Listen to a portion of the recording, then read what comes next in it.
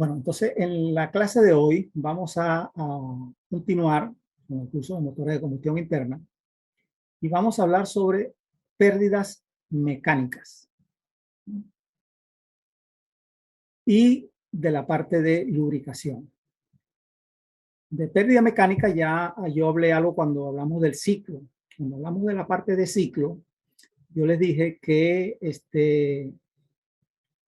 el ciclo del motor, hay una parte positiva, que es la parte que tiene que ver con la compresión y la expansión, la parte de potencia, que es el ciclo o la parte de producción de potencia del motor. La parte de escape y admisión, ese lazo que se produce ahí abajo, se considera pérdida mecánica, se considera que es parte de la energía que el motor necesita para funcionar. Obviamente que también que para que el motor funcione van a tener que consumir parte de la energía para vencer la fricción, ¿verdad? Que también se va a considerar como pérdida mecánica. Pero hoy vamos a hablar de la parte de pérdida mecánica asociada a la fricción. Y por supuesto que hablaremos sobre la lubricación, cómo con la lubricación se aborda este problema.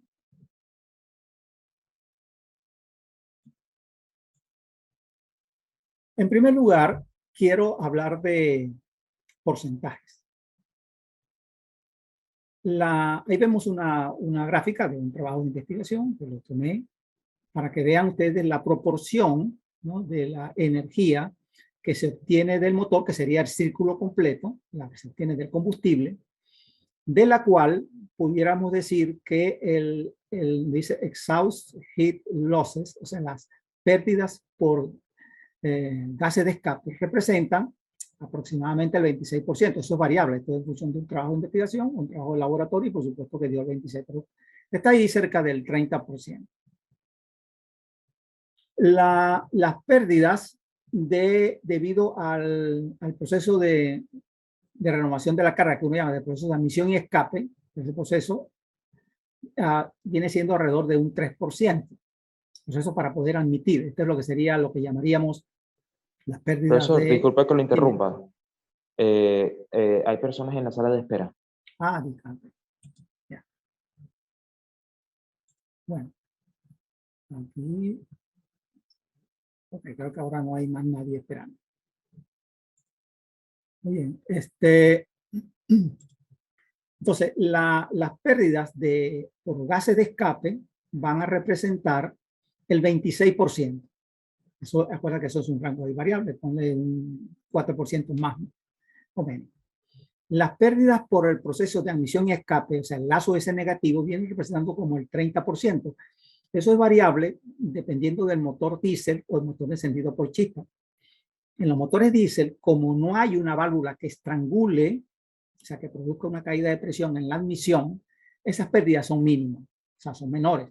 Mientras que en el motor de gasolina o el motor encendido por chispa, o gas, todo el que use chispa, la regulación del motor, acuérdense, se hace estrangulando precisamente la cantidad de mezcla o de aire que va a entrar al motor.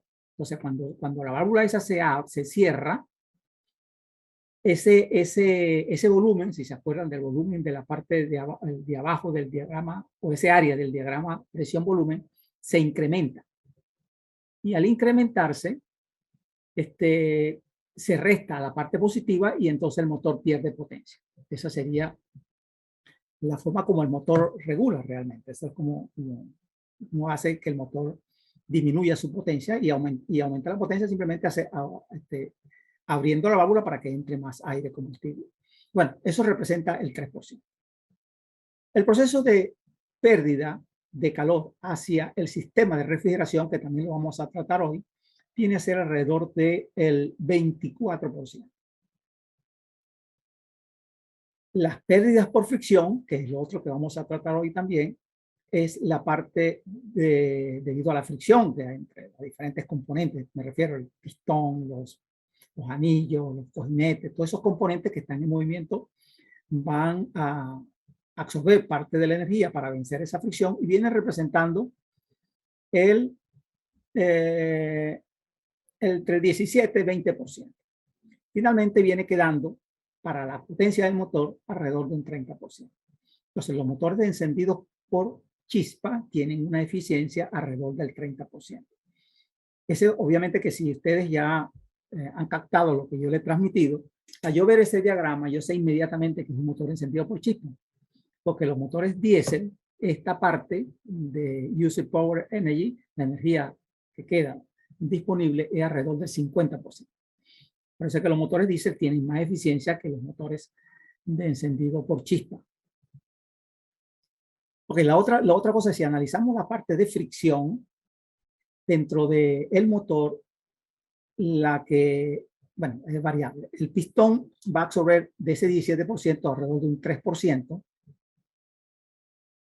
Los anillos van a absorber alrededor de un 40% de esa pérdida. Acuérdate que el pistón tiene una falda a la parte de abajo y eso fricciona, representa un 3%, y el anillo que está dentro del pistón también representa un 4%. O sea que el anillo pistón viene siendo como un 7%, que es la parte que más energía absorbe, o sea, la parte pistón-anillo. De aquí algo importante que vamos a tratar, espero que no, pero solo voy a decir de una vez, por si acaso. La tendencia actual en cuanto a la utilización de lubricantes es usar lubricante de baja viscosidad. Ustedes compran un momento un vehículo y ese vehículo, el fabricante le va a recomendar que ustedes utilicen como lubricante, un lubricante que va a tener una viscosidad SAE alrededor de SAE 20 o SAE 30. Entonces, la idea de SAE 20 o SAE 30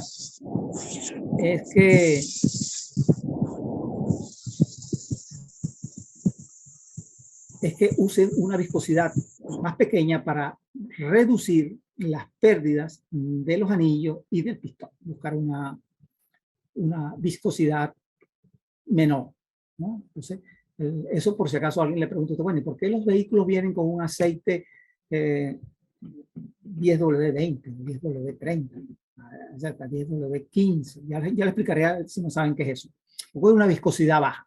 Y entonces sucede que en Venezuela los mecánicos y en general casi todo el mundo te dice, usa un 15W40, que es más viscosidad. ¿Por qué el fabricante manda más bajo? La idea actual de eso es reducir la fricción entre el pistón y anillo. Y eso hay que tratar de respetarlo hasta que el motor ya deja de ser nuevo. O sea, no quiere decir cuando ya tiene desgaste, que ya las recomendaciones de diseño del fabricante no son aplicables, porque ya el motor tiene un desgaste ya muy grande. Entonces sí pueden usar una viscosidad superior, como la que ya le explicaré o analizaremos en la parte de lubricación. Pero en conclusión, el pistón anillo es la parte que más energía absorbe. Después vienen los cojinetes, cojinete del cigüeñal, cojinete de biela, cojinete de árbol de leva, que representan más o menos como el 4% de estas pérdidas por fricción. Y finalmente tenemos un 6% en todo el mecanismo para accionar las válvulas. El mecanismo para la válvula, la parte de las levas, los balancines, los seguidores, todo eso que ese sistema para abrir y cerrar válvula viene representando alrededor de un 6%. ¿No? En el caso de los anillos se estudió incluso cuál de los anillos, de los 3 anillos, cuál consume más. El anillo que está arriba, el que está cerca de la cámara de la combustión, representa el 1.6%, y igual el anillo que está debajo, que es el anillo de aceite. El anillo intermedio representa más o menos un 0.20%.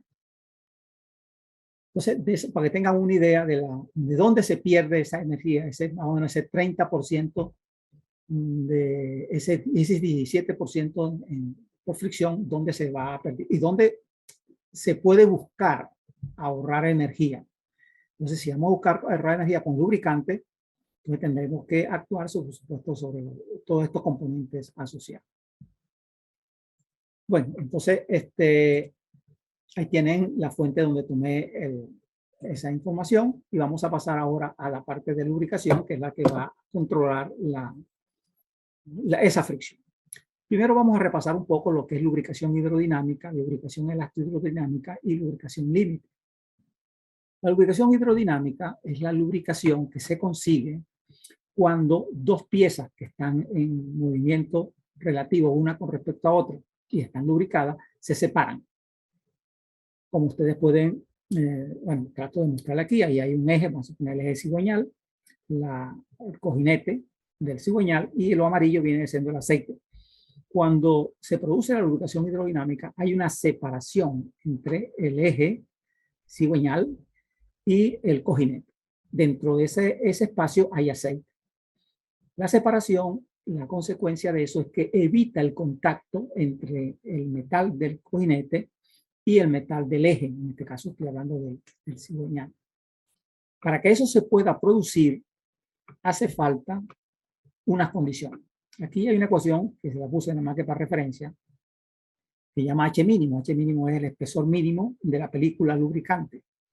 Ese espesor es función del peso, ¿verdad?, o la fuerza que tiende a entrar en contacto entre el cojinete y el eje, lo que llama W aquí. O sea, es la fuerza, es la load, lo que llamamos aquí load, es la fuerza que trata de unir. Cuando esa fuerza aumenta, el espesor tiende a ser más pequeño. Cuando esa fuerza disminuye, el espesor tiende a ser más grande. El otro factor que va a influir es la velocidad tangencial. La velocidad tangencial o la velocidad relativa entre las dos piezas. Las dos piezas van girando una con respecto a otra. En el momento el cojinete está fijo y el eje está girando. Por lo tanto, hay una velocidad relativa superficial entre las dos. A medida que esa velocidad aumenta, el espesor de película aumenta. Entonces, las máquinas en general, cuando tienen más velocidad, la lubricación es mejor. Cuando hay lubricante, por supuesto, y tanto las otras condiciones cubiertas. El otro factor es el mu, que representa la viscosidad del aceite. A medida que aumenta la viscosidad del aceite, aumenta el espesor de película. Entonces, nos interesan aceites de mayor viscosidad. La pregunta que inmediatamente se le va a ocurrir, bueno, usted me acaba de decir que están usando aceites de menor viscosidad para reducir la fricción. ¿Cómo es que ahora el aceite, a medida que aumenta la viscosidad, aumenta el espesor mínimo? Bueno, porque cuando aumenta, se supone que con lubricación hidrodinámica no hay contacto, ¿verdad? Entonces, las pérdidas por fricción es la fricción dentro del mismo aceite. O sea, el aceite más viscoso tiene más fricción interna entre las moléculas que un aceite menos viscoso, porque no hay contacto, no hay fricción entre materiales. Entonces, si el aceite es menos viscoso, entonces el aceite absorbe menos fricción. Por eso es, para que puedan entender lo que les dije anteriormente y lo puedan comprender con esto que les estoy diciendo. Entonces, a medida que la viscosidad del aceite es menor, el espesor de película tiende a ser menor. Y a medida que aumenta la viscosidad, tiende a ser mayor. Pero si está establecido el espesor de película, nos interesa tener el aceite que nos dé la menor fricción, que sería el de los que tengan el H mínimo por encima del permitido, entonces el que tenga la menor viscosidad. No sé si me captaron. Entonces, tomaron mi pregunta y la hablamos. Los otros son los parámetros geométricos. Son los radios o la relación de radio entre el radio del cojinete y el radio del eje. Esto que yo estoy explicando también aplica para el caso del pistón. El pistón, por supuesto, no es algo que rota, pero se mueve en forma vertical, en forma alternativa. Pero también hay una fuerza que tiende a pegar el anillo contra el cilindro, que sería el W, ¿verdad? Existe una velocidad relativa entre los anillos y la camisa, existe una viscosidad del aceite y existe también una configuración. O sea, el principio es exactamente el mismo. Las ecuaciones son las mismas. Simplemente que cambia la configuración, pero lo que usted tiene que manejar es que a medida que aumenta la viscosidad, se separan más las partículas, perdón, las piezas, pero tiende a aumentar el consumo de energía. Por lo tanto, debo usar el mayor viscosidad que me separe las dos superficies, pero la menor viscosidad que consuma menos energía. Bueno, eso es lo que le explico allí. Vamos a explicarle. Bueno, aquí hay otra cosa importante. Las partículas superiores a 5 micras producen desgaste. Normalmente, en el caso, por ejemplo, de cojinetes y ejes, el espesor de película va a estar alrededor de 5 micras. O sea, están diseñados para que el espesor, es decir, máximo, llegue a 5 micras. No, menos de allí no, perdón, el mínimo sea 5 micras, menos de allí no, porque entonces puede haber contacto bajo algunas condiciones operativas. ¿Por qué pongo esto importante? Porque desde el punto de vista de desgaste, quiere decir de que si el filtro de aceite no retiene partículas superiores a 5 micras, esas partículas de 5 micras van a entrar entre esas dos superficies y van a producir rayado, desgaste, abrasión entre las dos piezas. Entonces, esto es una explicación de por qué los filtros de aceite tienen que tener una eficiencia para retener partículas de 5 micras, porque hay unos que retienen hasta superiores a 3 micras. Pero bueno, esa es la idea, para que tengan el por qué los filtros vienen nuevamente diseñados para retener partículas de 5 micras con una eficiencia del 98%. Es por los espesores bajo los cuales los ingenieros diseñan los sistemas de lubricación. El otro tipo de lubricación que se ve en los motores y en todas las máquinas es la lubricación elástico-hidrodinámica. Es una lubricación hidrodinámica en cuanto a que se separan las dos superficies, pero aquí estamos hablando de dos piezas que rotan, una con respecto a la otra. En este caso vamos a hablar de un rodamiento, puede ser el caso, por ejemplo, de la leva y el rodillo que va sobre la leva, que va siguiendo a la leva. Entonces, ahí hay una lubricación que tiene que ver con el movimiento rotacional o con la rodadura. Se diferencia de la anterior, de la lubricación hidrodinámica, es que la anterior, si lo regreso, las dos superficies tienen la misma forma, o sea, tienen el mismo perfil, ¿no? Exterior, la misma superficie exterior, las dos son cilíndricas, entonces tienen la misma forma. Pero en este caso, las formas son distintas. O sea, no son conformes. Por ejemplo, una representa en este caso de arriba una bola de un rodamiento y de abajo un rodillo, que pudiera ser, por ejemplo, también una leva, la parte de abajo y la de arriba un rodillo. Entonces, tienen formas distintas y por lo tanto el contacto y las condiciones de lubricación son distintas.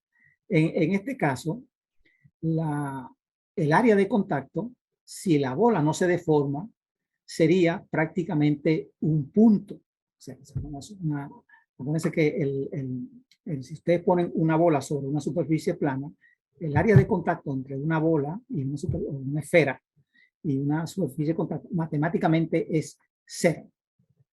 Es infinitesimal, es cero. Por lo tanto, teóricamente, si nosotros aplicamos una fuerza sobre una esfera, sobre una superficie plana sin deformación, la fuerza que actúa es la que voy a aplicar, el área es el área de cero, y acuérdense que un valor cualquiera de fuerza dividido entre un área cero es infinito. Quiere decir que la presión sería infinita. Y si la presión es infinita, no hay material que soporte, por supuesto, esa fuerza. Entonces, si la bola de un rodamiento o de un rodillo actúa sobre una leva o sobre una superficie y no se deforma, se rompería inmediatamente. Gracias a Dios, los materiales sí se deforman y entonces como consecuencia de que una bola de un rodillo o de un rodamiento o el rodillo dentro de una leva se aplasta, se deforma, una cantidad muy pequeña porque no la vemos con la vista, pero se deforma, el área no es cero. Y al no ser el área cero, la presión no es cero. La presión es una presión ya finita y la puede soportar. Si ustedes logran observar aquí arriba, se van a dar cuenta que esta es la deformación típica de una bola, ¿no? No es plana completamente, sino que tiene una forma plana, después tiene como un pequeño pico al final, ¿no? Eso es por las condiciones mecánicas, no vamos a entrar en detalle. El asunto es que el lubricante que va a venir por el lado izquierdo, porque la bola está girando en la dirección contraria a la luz del reloj, va a meterse en esas superficies de entre las dos y va a generar la presión para levantar el elemento rodante. Entonces, cuando la lubricación o la película lubricante se genera como consecuencia de una deformación elástica, entonces la lubricación se llama lubricación elástico-hidrodinámica. Entonces, en los motores la vamos a ver en las levas, en los arcos de leva, en contacto con el seguidor o el rodamiento. O cuando las superficies no tienen la misma forma. Por ejemplo, también la puede existir en algún engranaje, un engranaje o dos engranajes que los dos engranajes que acoplan no tienen la misma forma. Entonces hay lubricación elástico-hidrodinámica. Y en el motor hay varios engranajes. Ok, la figura de la derecha, lo que le acabo de explicar, Si tengo una bola sobre una superficie plana y actúo una fuerza, WZ, el área es cero y la presión es infinita. Para que funcionen los rodamientos y los elementos rodantes, entonces ellas se aplastan y el área se hace diferente a cero y por lo tanto la presión ya es menor que infinito y funciona. Si no hubiese carga, por ejemplo, en el caso de un rodamiento donde no haya carga, simplemente el rodamiento se crea una película lubricante por la rodadura y no hay aplastamiento. La lubricación no es electrodinámica, en ese momento es hidrodinámica. O sea, el caso, por ejemplo, de que no haya carga, no haya fuerza que esté actuando. Pero si hay fuerza, sí va a producirse la lubricación hidrodinámica. Los espesores de las películas electrohidrodinámicas son mucho más pequeñas que la hidrodinámica si la carga es la misma. Bueno, gracias a ese principio es que funcionan los rodamientos, ¿no? Y son eficientes los rodamientos en su operación. Y finalmente, la otra condición de lubricación que quiero mostrarles es la lubricación límite. La lubricación límite es una lubricación que se presenta cuando hay contacto entre las superficies. Las otras anteriores, la hidrodinámica y la electrodinámica, es cuando no hay contacto. Pero en las máquinas sí se produce contacto en varias condiciones, y entonces, aún habiendo un aceite, se va a llamar lubricación límite cuando hay aceite y hay un contacto. La lubricación límite va a variar entre contacto, vamos a decir, fuerte y un contacto y la condición hidrodinámica. Por ahí va a estar variando la lubricación límite. El por qué es importante diferenciar estas dos cosas, porque en la lubricación hidrodinámica y la lubricación electrohidrodinámica, el lubricante tiene una función importante. Su viscosidad influye sobre el espesor de película, como lo vimos cuando se lo expliqué en la parte de lubricación hidrodinámica. La viscosidad es la propiedad que va a influir sobre el espesor de película. Pero cuando hay lubricación límite, que no hay película, la viscosidad no hace absolutamente nada, porque no hay lubricación hidrodinámica. Entonces aquí ya entran a formar parte otras propiedades del lubricante. Propiedades antifricción, propiedades antiadhesión, ¿no? Propiedades de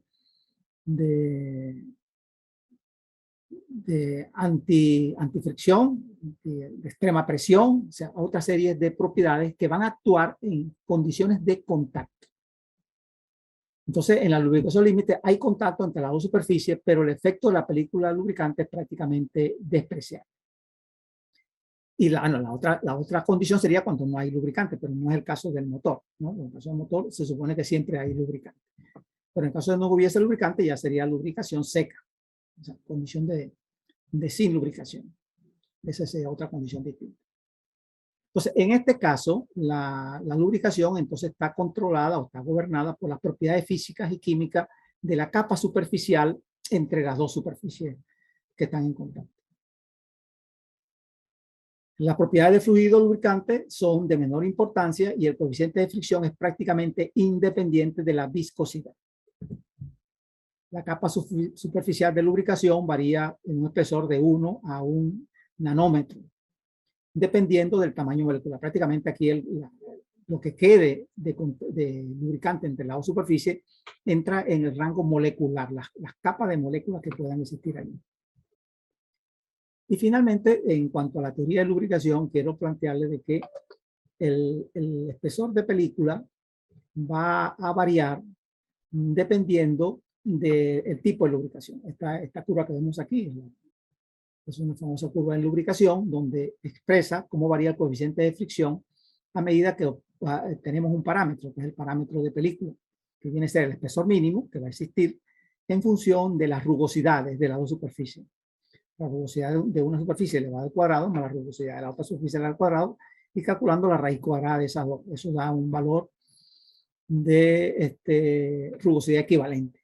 Entonces, cuando yo comparo el espesor, como vamos a decir, entre comillas, con la suma de las dos rugosidades, eso me va a dar un parámetro delta. Este parámetro delta, cuando pues aquí está mayor de 10, puedo decir que tengo en condición de lubricación hidrodinámica.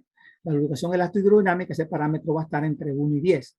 La lubricación parcial va a estar entre 0, 1 y 1, y menos de 0,1 es la condición de lubricación límite. Esa sería, bueno, la condición parcial de lubricación es la que se encuentra entre la límite que hay contacto y la hidrodinámica. O sea, que ahí en el medio de la superficie entran en contacto en esas dos condiciones.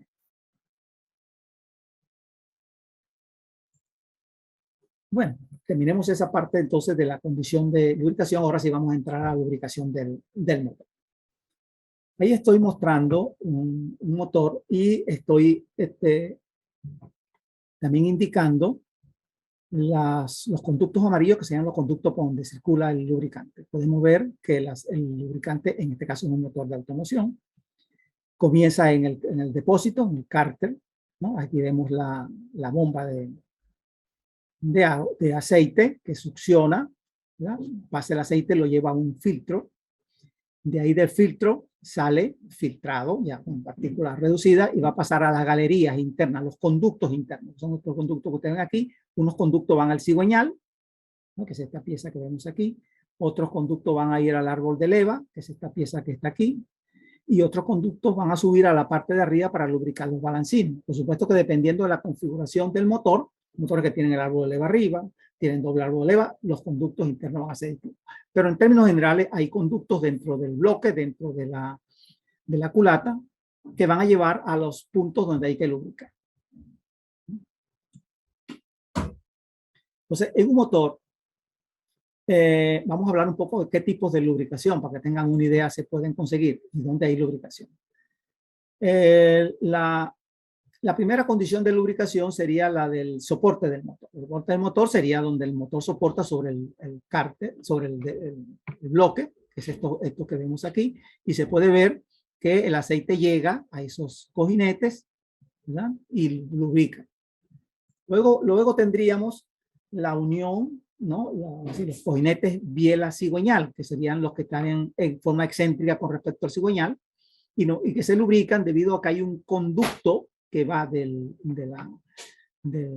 la biela soporte principal, el soporte de cigüeñal, hacia los cojinetes de biela. Aquí se pueden ver, ¿verdad? No sé por qué el cigüeñal ahí está representado de forma simbólica.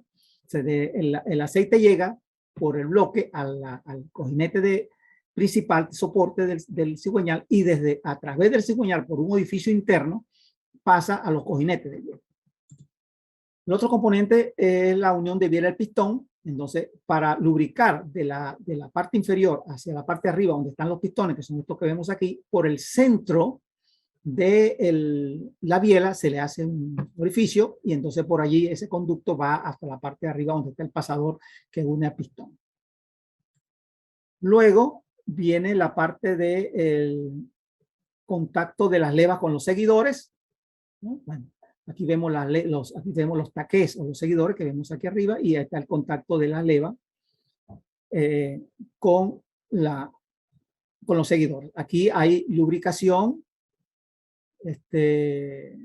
o hay lubricación hidrodinámica, perdón, elastohidrodinámica, o lubricación límite.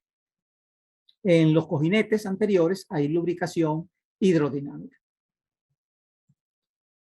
El otro sería el cojinete del eje de leva. Cada leva tiene también unos cojinetes, y esos cojinetes son los que apoyan al eje de leva. Esos son cojinetes lubricación hidrodinámica también.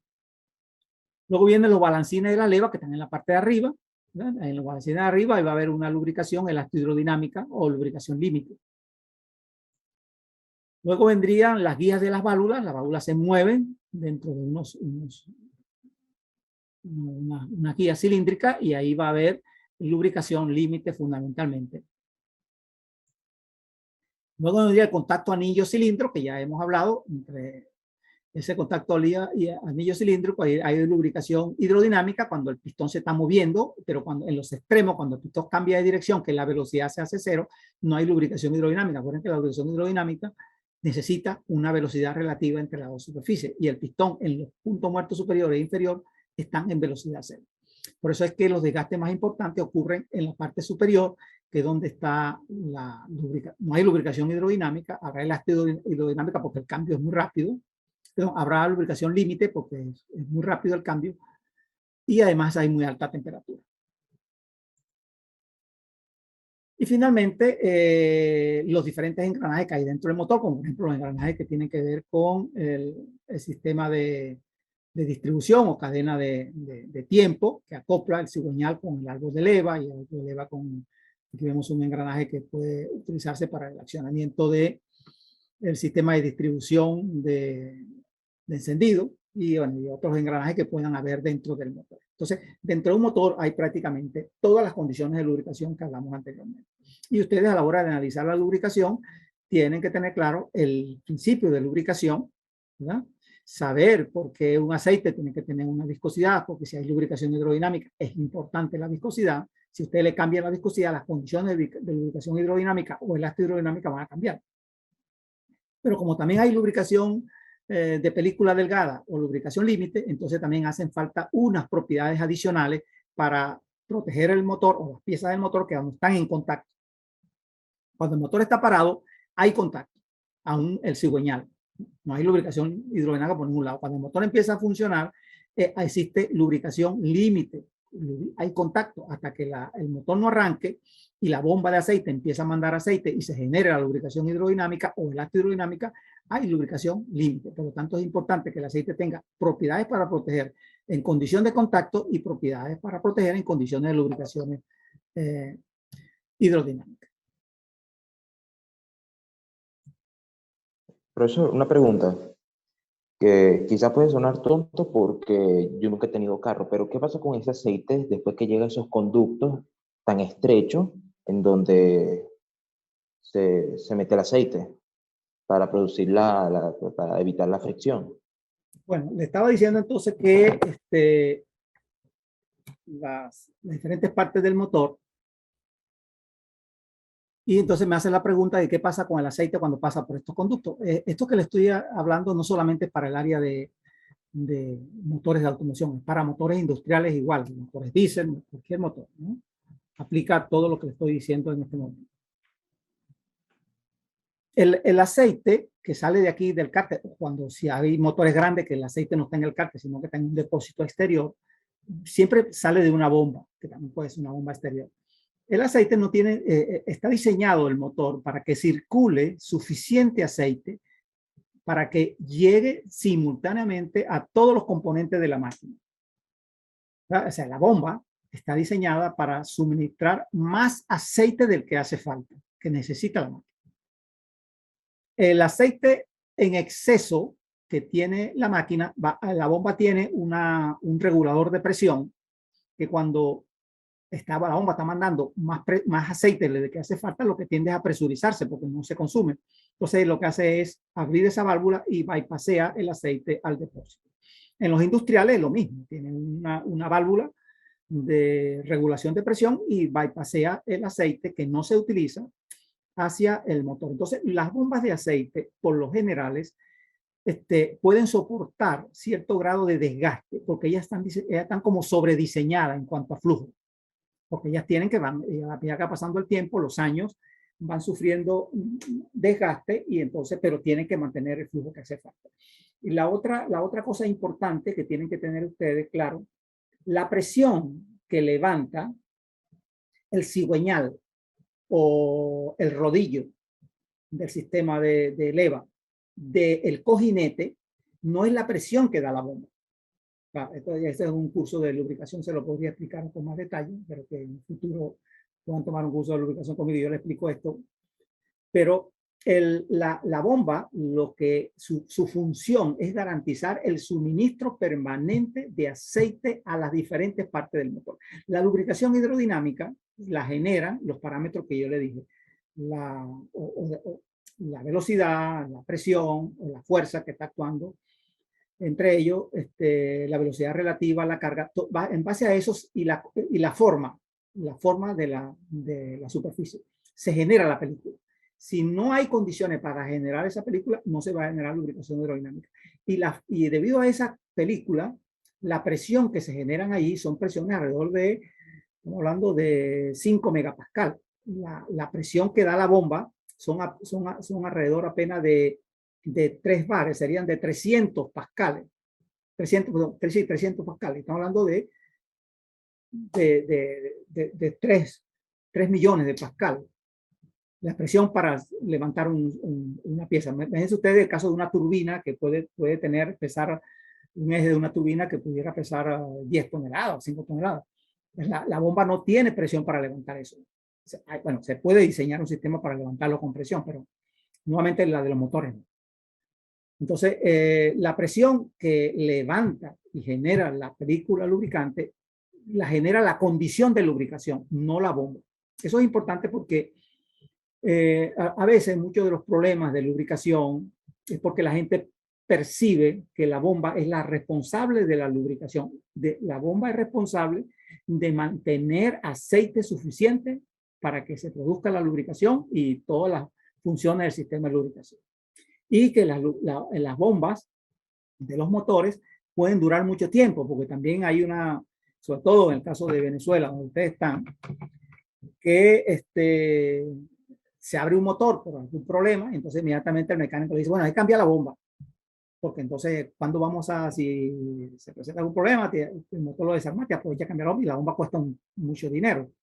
No, las bombas no tienen por qué cambiarse si están funcionando bien, porque si están funcionando bien, están dando la suficiente flujo. Entonces, eso hay que tener cuidado porque hay esa tendencia, bueno, si hay dinero, bueno, puedes hacerlo, no hay problema, pero no es necesario. Claro, lo ideal sería hacer una prueba, ¿no?, de presión de la bomba y ver y flujo, a ver qué tanto flujo, pero eso no lo tiene prácticamente en un taller, o muy pocos talleres para evaluar cuánto es el flujo de la bomba y la presión. Entonces, en conclusión, la bomba suministra suficiente flujo a una presión para garantizar que el aceite llega a donde tiene que llegar. La presión de la bomba no es la que levanta ni genera la lubricación hidrodinámica. Es la condición de lubricación la que genera eso. Ok, vamos a ver en un video un poco para que vean el funcionamiento interno de los conductos de lubricación.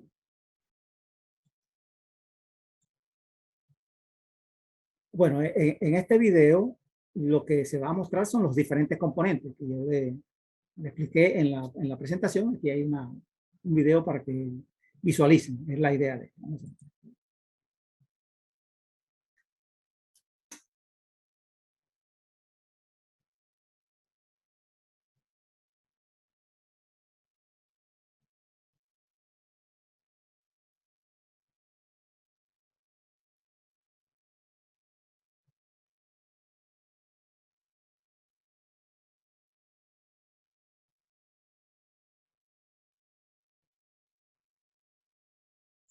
Dense en cuenta los diferentes circuitos de lubricación que tiene el motor, ¿no? Vean las bombas de aceite como son las modernas, ¿no?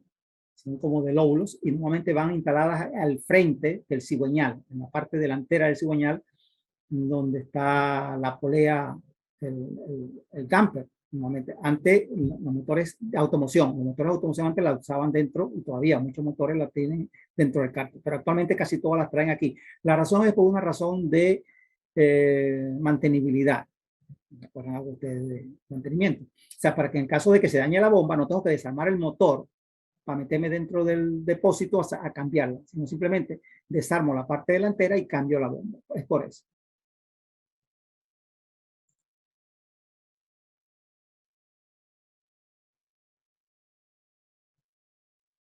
Aquí está, bomba, succiona del depósito y la va a enviar por el conducto.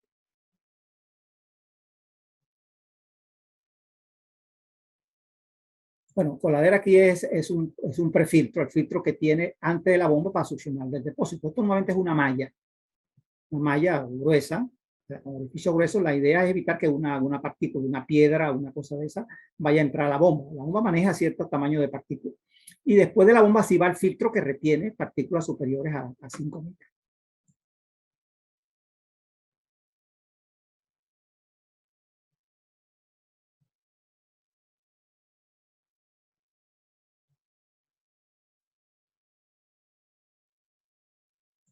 ¿No? Ese regulador de presión para mantener la presión que desea. En este caso, le están hablando que está en el filtro, en la base del filtro.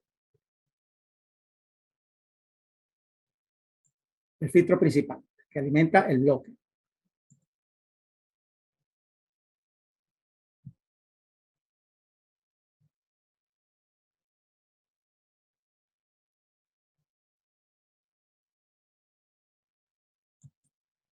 El medidor de presión, en el caso de automoción, está ubicado ahí cerca de la salida del filtro, ¿no? Y luego manda una señal al visor del conductor para que el conductor vea la presión, el valor de presión. O simplemente en algunos casos no lo trae y solamente cuando la presión baja de un determinado valor, ella se enciende. Por eso cuando uno pasa el switch para prender, ella está en rojo.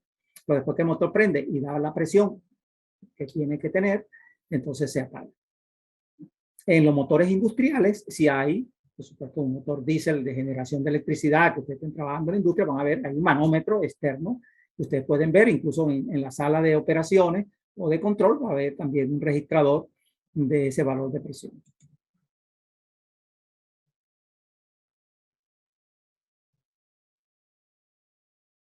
Bueno, aquí bayoneta es lo que nosotros llamamos la varilla, ¿no? La varilla de medir el nivel de aceite. En los motores industriales grandes no hay varilla, hay unos visores, son tanques, y hay unos visores donde uno ve los niveles. Y por supuesto que también habrá registradores o medidores de nivel automático. Una cosa importante que quiero que vean aquí, sobre todo en la parte de automoción.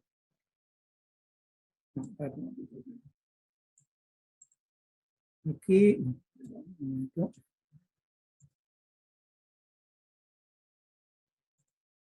esta es otra cosa importante que usted tiene que manejar, ¿no? Ahí están viendo la varilla de medición. Ahí están viendo la varilla de medición. Y nuevamente la varilla de medición tiene dos puntos, un valor máximo y un valor mínimo. Ustedes tienen que tener claro esto, igual que en el caso industrial. El valor mínimo está diseñado por los ingenieros que debajo de ese nivel el motor puede operar sin ningún tipo de problema que pueda generar falla. Y el valor máximo, de igual manera, es el máximo nivel que se permite que tampoco pueda afectar el funcionamiento. Por encima del nivel máximo o por debajo del nivel mínimo, el motor puede, no quiere decir que vaya a entrar en falla, puede entrar en una condición de posible falla. Si está dentro de estos dos valores, el motor no tiene ningún tipo de problema de falla. ¿Por qué les digo esto? Porque ustedes, si tienen su motor de su vehículo o un motor de industrial y miden y está en el punto superior, está bien. Cuando va por la mitad, entonces alguien le puede decir, bueno, hay que reponer aceite. No hay que reponer aceite, salvo que, bueno, o sea, te quieran tener siempre arriba. Pero mientras estés operando entre estos dos puntos, hay completa confiabilidad de que no va a haber falla por lubricante. Si ustedes tienen un motor, ustedes son los encargados de una flota de vehículos, una flota de camiones, y el aceite va por allá a un cuarto del mínimo, y dentro de poco hay que cambiar el aceite, no tienen que añadir el aceite, llevarlo al máximo. Ustedes pueden esperar hasta cambiar su aceite, siempre y cuando no llegue aquí, no tienen por qué estar añadiendo aceite y gastar aceite, más si está dentro de poco momento la posibilidad de un cambio. Eso lo digo porque ya yo lo he visto en una experiencia. La gente cuando ya ve que esto llega a la mitad, ya piensa que es que ya el motor va a fallar. No, eso no tiene nada que ver. Los ingenieros diseñaron para que en mínimo eso está funcionando perfectamente bien. Debajo Profe, mínimo. y una pregunta, Dime. ¿y por qué se recomienda entonces ponerle hasta el nivel máximo? El máximo cuando tú cambias el aceite. Y pones aceite Exactamente. nuevo. Pero él va a ir consumiéndose. Ah, Inevitablemente ok. va a ir bajando. Pero no quiere decir de que ustedes ya ven un cuarto e inmediatamente pongan aceite al nivel máximo. Si tú tienes y lo quieres poner al máximo, nadie te dice que no. Ni va a pasar nada. Pues yo digo en el caso de que, por ejemplo, un aceite nuevo, un motor nuevo, lo ponen aquí y cuando ya lo van a cambiar, cuando ya le corresponde por tiempo de uso, por kilómetro, va a lo mejor a un cuarto ya de llegar al mínimo. Entonces, te ahorraste todo ese aceite que no se lo añadiste y que no hacía falta. Ah, ok. Mientras que hay Entonces, gente que cada vez que llega a medio le vuelve a poner y le vuelve a poner y le vuelve a poner y estás gastando aceite sin necesidad. No hace falta. y otra pregunta, profe, ¿el aceite se consume? O sea, ¿el aceite se evapora? Sí, sí, el aceite tiene una volatilidad. Tiene una volatilidad, o sea, hay una cierta cantidad de aceite que se volatiliza, pero el aceite no tiene una volatilidad para que en el tiempo que va a durar entre cambios de aceite, hablo de un motor en buenas condiciones, ¿no? Va del aceite, se va a evaporar aceite suficiente para que tengan que agregar. Un motor nuevo no debería de añadirse aceite por evaporación. Sí, va a bajar. De tú que, si vamos al caso de automoción, un carro que haya que cambiarle el aceite cada 8.000 kilómetros, nuevo, cuando lo comienzas aquí, cuando llega a 8.000, a lo mejor está por la mitad. O más arriba, seguro que está más arriba. O sea, no hay, la volatilidad no es algo que se está evaporándose cada momento, se evapora muy poco. Ahora, cuando el motor está malo, que hay, entonces ya se pierde aceite, entonces la gente empieza a echarle la culpa a que el aceite se evapora. No, eso es que ya los anillos no lubrican bien, se queda mucho anillo, mucho aceite en la parte superior, se queda mucho aceite en la parte superior después que el pistón baja y se quema. Pero es por problema ya de desgaste en los anillos y camisas. Porque si el anillo y camisa no tienen las dimensiones adecuadas, hay desgaste o hay rayas entre ellos dos, entonces cuando el pistón baja, deja aceite arriba y se quema. O bueno, que haya fugas o otras causas. A eso es, pero no por evaporación, ¿no? Entonces, por evaporación va a salir, eso es cierto. El aceite, o sea, se va a consumir algo. Se va a consumir algo porque también la lubricación de los anillos que están en la parte superior del pistón, sobre todo el anillo superior, ahí queda algo de aceite y ese aceite que llega ahí se quema. O sea, es muy pequeña cantidad, pero se quema y eso se va quemando y va consumiéndose. En los motores nuevos, prácticamente ese aceite es muy poco lo que se quema. Se mide las concentraciones que salen por el escape y son muy pequeñas. Pero se quema algo, no vamos a decir que no, porque si no, no se lubricara ese último anillo. Algo tiene que quedar allí. Bueno, eso es lo que no sé si tiene alguna otra pregunta que le pueda, una duda que puedan tener al respecto. Pues continuamos entonces con el video. Cualquier cosa me pregunta, me la hace. Esto es el tapón, ¿no? Donde uno va a cambiar el aceite.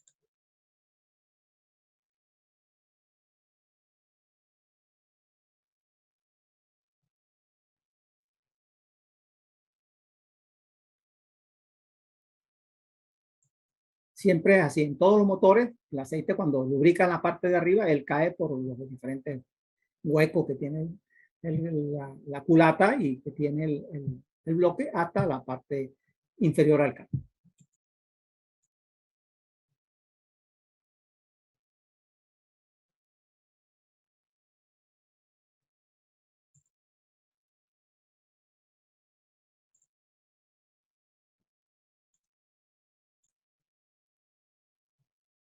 Bueno, ya visto el funcionamiento del sistema, vamos a explicar entonces, de manera de conclusión, cuál es la función del sistema de lubricación. La función del sistema de lubricación va a ser, primero, suministrar lubricante en cantidades y calidad adecuadas. ¿Qué quiero decir con esto? Suministrar el aceite con la viscosidad dentro de los valores apropiados. De ahí es importante tener el aceite con la viscosidad que se requiere, porque la viscosidad, acuérdense, es la propiedad que garantiza el espesor de película. Si ustedes cambian la viscosidad, no se va a lograr el espesor de película que se quiere, que puede ser o muy pequeño o muy grande y generar pérdidas por fricción dentro del mismo aceite.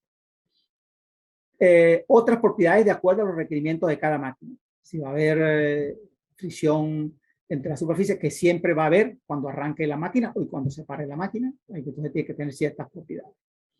También tiene el sistema de lubricación, tiene que filtrar el aceite para mantener concentraciones y distribución de partículas dentro de ciertos valores. O sea, de ahí la razón de por qué tiene que tener un filtro.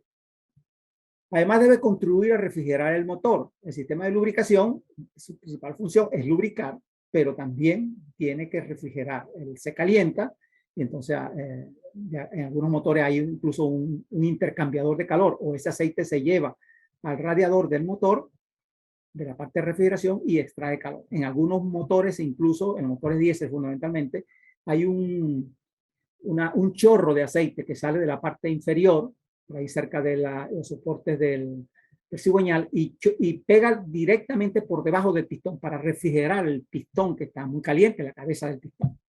Entonces, él tiene también esa función como sistema. Y la otra es distribuir adecuadamente el aceite en las diferentes partes del motor. Si tengo un turbo, tiene que llegar al turbo, al cojinete, al árbol de leva, a todos los elementos. El filtro. El filtro de aceite le había dicho de que la función es retener partículas. Entonces, antes de verlo, quiero que lo vean en un pequeño video también, para que vean cómo funciona. Pero ahora le voy a decir lo siguiente. La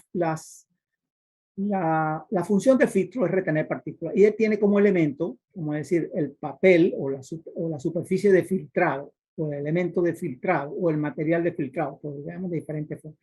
El aceite va a pasar a través de ese filtro, que normalmente se hace de celulosa, papel, que puede soportar las altas diferencias de presión, y pasa por ahí. Nuevamente, para evitar que el papel sufra daños o laxamientos, se le coloca una capa metálica, como ustedes pueden ver aquí, con un orificio para soportar la presión o distribuir la presión. Él va a tener por arriba, por supuesto, la tapa donde se enrosca, y va a tener dos válvulas. La válvula reguladora de presión, que es una válvula que va a estar debajo, que en el caso de que se tape el filtro, el motor no se puede quedar sin aceite, sino que hay una válvula que abre un bypass y bypassea el aceite sin filtrarlo, pero protege al motor, y después, bueno, se resuelve el problema. El problema es que a veces no se sabe cuándo esa válvula falla. Y lo otro, que es la válvula check, una válvula que cuando el motor se para, el aceite que está en el motor no tiene que drenar hacia el cárter, que está en la tubería, tiene que quedarse dentro de la tubería, para cuando el motor se arranque ya haya aceite y no pase un tiempo el motor o las piezas del motor sin aceite y se produzca desgaste. Vamos a ver entonces este pequeño video y los vamos comentando.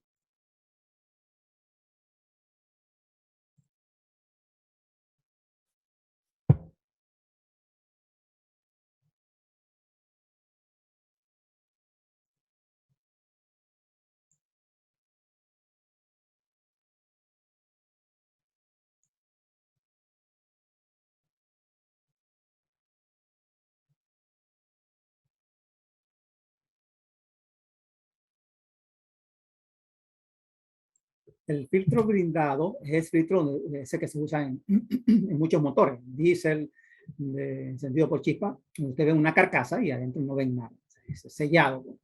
Pero a veces hay filtros que se pueden desarmar, y se le puede cambiar el elemento filtrante de la parte interna. En algunos motores diésel grandes y motores grandes, eso no hay que cambiar la carcasa, simplemente se desenrosca la parte exterior y se le cambia, pero bueno, el principio es el mismo.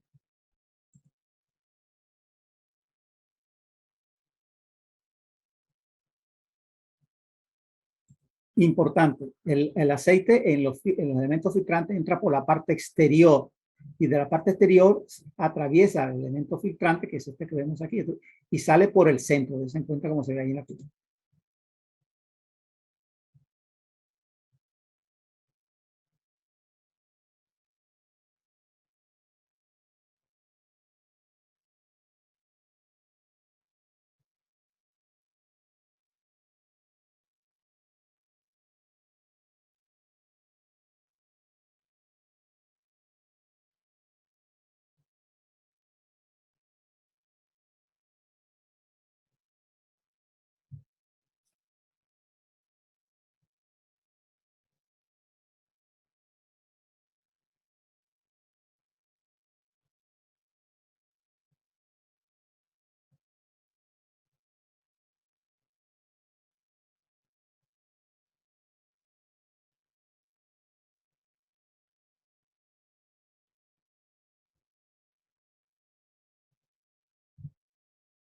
O sea, profesor, una pregunta. ¿Las impurezas van directamente a los pistones?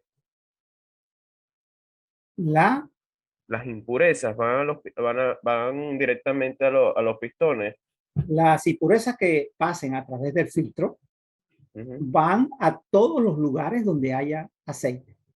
Entonces van a ir al cojinete, al cojinete cigüeñal, ahí en ese espacio donde van a estar lubricando, donde debería haber una lubricación hidrodinámica, se van a meter entre esas dos superficies, entre la biela y el cojinete, entre el pistón y el cojinete, entre los anillos y el cilindro, todo donde haya lubricante, ahí van a Mm. correr esas impurezas. Por lo tanto, es importante retener esas impurezas.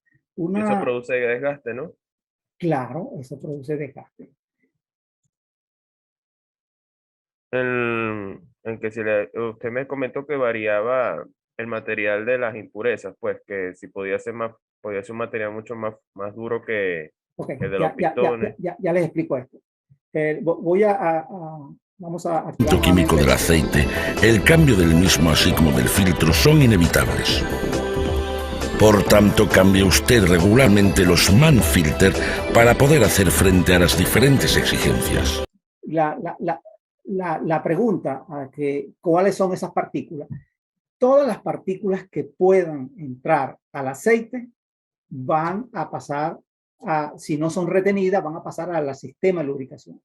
Y ahí van a haber partículas duras, semiduras, de todo tipo. Por ejemplo, imagínense ustedes de que cuando arman por primera vez el motor, el mecánico que está armando tiene un trapo, tiene estopa, y puede ser que le queden, como está limpiando, le queden eh, algún tipo de fibra o de trapo dentro, pedacitos del material dentro del aceite, dentro del motor. Esas partículas, ese aceite, cuando cae al cárter, el filtro tiene que retener. Si no lo retiene, eso va a quedar girando por ahí. De allí la importancia que cuando el motor se arma por primera vez, si ustedes van a armar motor o reparan el motor, va a quedar inevitablemente partículas. Ahora vamos al caso de una reparación. Nuevamente los motores se desgasta el cilindro y bueno, las otras piezas, entonces uno agarra, saca el bloque, lo manda a una rectificadora para que le aumenten el diámetro o le ponga otra camisa o le fabriquen una camisa con las dimensiones adecuadas. ¿Qué hace una máquina herramienta? Ustedes saben, una herramienta lo que empieza a generar es viruta. Y esas virutas caen sobre el bloque. Y por mucho que ellos lo limpien, nunca queda bien limpio, nunca queda perfectamente limpio. Y menos las partículas pequeñas que no son capaces de verse.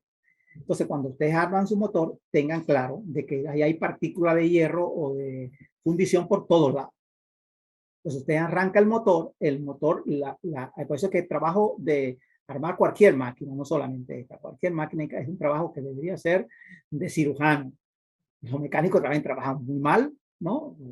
Tras un taller, ahí el trapo está todo sucio, las manos todo sucias. Entonces, una partícula grande, un pedazo de piedrita que quede en el bloque o que quede cerca del cigüeñal, cuando el motor empieza a girar, ¿verdad? Sin lubricación, esa piedrita va a rayar el cojinete, va a rayar el anillo y eso queda rayado.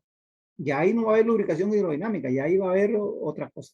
Entonces es importante evitar partículas duras que quedan por allí. La otra cosa que viene, por ejemplo, cuando el motor admite aire, si ustedes van pasando por una zona donde hay mucho viento y hay mucha arena, ¿verdad? O están trabajando con un motor en una mina, en una planta de cemento, donde hay arena y piedra, entonces todo eso entra por el filtro si el filtro no lo retiene, el filtro de aire me refiero. Si el filtro de aire no funciona bien, eso entra dentro del motor y eso va a pasar al aceite. Entonces hay muchas posibilidades de que entren partículas de todo tipo, arena, que hayan quedado partículas después de un trabajo de mecanizado, el mecánico, incluso cuando ustedes echan el aceite nuevo puede venir con partículas, además viene con partículas. Se recomienda que cuando ustedes son responsables de un sistema de lubricación, de que el aceite, cuando viene de fábrica y lo compran, lo que viene a granel, no el que viene tapado en base, ¿no? El que viene ya, por ejemplo, en bidones incluso vienen en envases grandes, eso se contamina inevitablemente en el traslado. Entonces hay que filtrarlo antes de suministrarlo a las máquinas.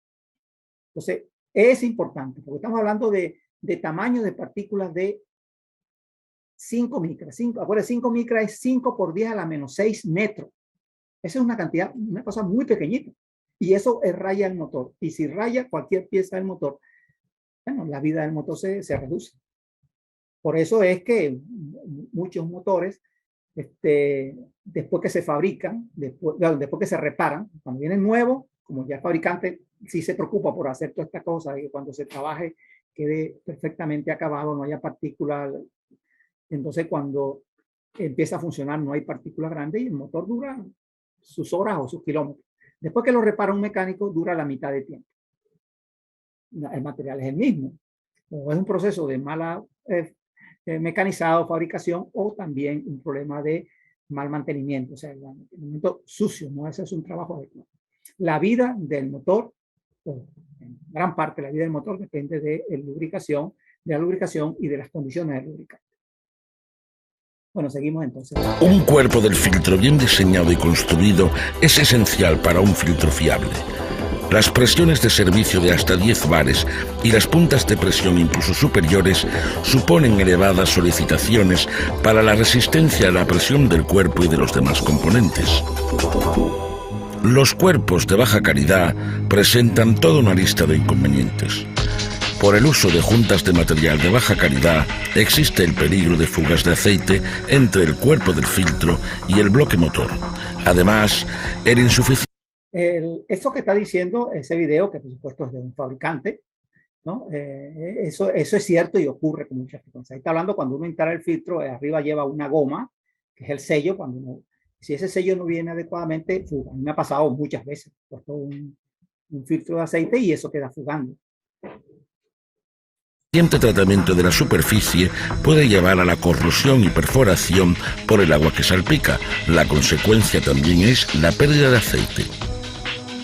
Finalmente, el uso de materiales infradimensionados o de baja calidad en el cuerpo del filtro presenta el peligro de que éste reviente.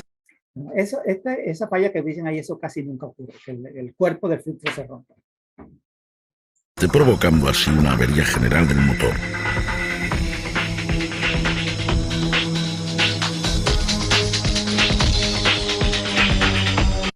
Ahí le muestran, además se lo ponen ahí para que lo observen cómo se raya, ¿verdad?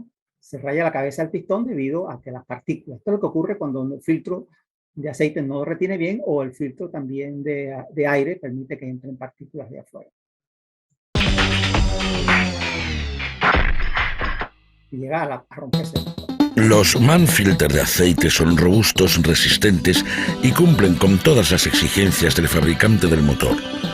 Porque además del cuerpo y de la materia filtrante, hay otros componentes decisivos para la calidad del filtro y por tanto para la seguridad del motor. Así, un buen filtro de aceite ha de tener una válvula de derivación adaptada a la presión de servicio del tipo de... Esta es la válvula de derivación, la válvula de bypass. Esta es la válvula que va a proteger en caso de que el elemento filtrante se dañe, ¿verdad? El material filtrante se dañe, el aceite de ese momento. Ahorita cuando muestren ahí por aquí va a meterse el aceite. El aceite debería pasar por aquí donde están las flechas estas que ustedes ven aquí. Cuando esto se tape, va a venir por aquí por debajo y va a irse por el centro y protegería. Le puedo contar una anécdota. Yo hace tiempo fui a comprar un filtro de aceite y pedí el filtro de aceite, y cuando miré, porque uno tiene por la parte de arriba, que no es esta parte, uno mira vamos a decir, de aquí hacia el final, y uno debería ver este resorte. No había resorte. O sea, que se venden filtros que no tienen esta válvula de protección, ¿no? Entonces, si se llega por alguna causa a tapar el filtro, se va a romper el motor, se va a quedar sin aceite. Entonces, le venden un filtro a ustedes un poco más barato, y ustedes creen que se están haciendo un negocio, y al final lo que están es poniendo en riesgo su motor. Entonces hay que tener mucho cuidado con esto. Motor. Válvula que estará cerrada bajo condiciones normales de funcionamiento, pero que en caso de necesidad se abrirá y derivará el aceite, evitando el medio filtrante, en el caso de un filtro colmatado o de un aceite filtro colmatado es filtro tapado. y viscoso para asegurar el engrase del motor. En filtros de baja calidad puede ocurrir que la válvula de derivación se abra demasiado tarde o incluso nunca, creando así el peligro de interrumpir por un tiempo el engrase del motor, lo que le causaría rápidamente graves daños. Sería también posible que la válvula se cierre demasiado tarde o incluso nunca. La consecuencia sería un desgaste muy rápido del motor, ya que circularía permanentemente aceite sin filtrar. Los MAN-filter funcionan con precisión y fiabilidad. Están dotados de válvulas de derivación calibradas exactamente con la presión de servicio de cada motor. Otro componente importante es la válvula antirretorno. Esta evita que se vacíe el filtro de aceite a motor parado y garantiza la aparición instantánea de presión de aceite en el circuito en cada arranque. Espero que lo hayan visto. Es esta válvula que está aquí arriba. O sea, esta es la válvula que evita que cuando el motor se pare, se vacíe el sistema de lubricación. Aquí lo vamos a ver nuevamente, ¿no? Ahí está cerrada. ¿Ya? Ahí está el motor parado. Y luego está abierta, como se ve allí, ¿no? Entonces esta válvula tiene que funcionar, por supuesto, funciona por diferencia de presión.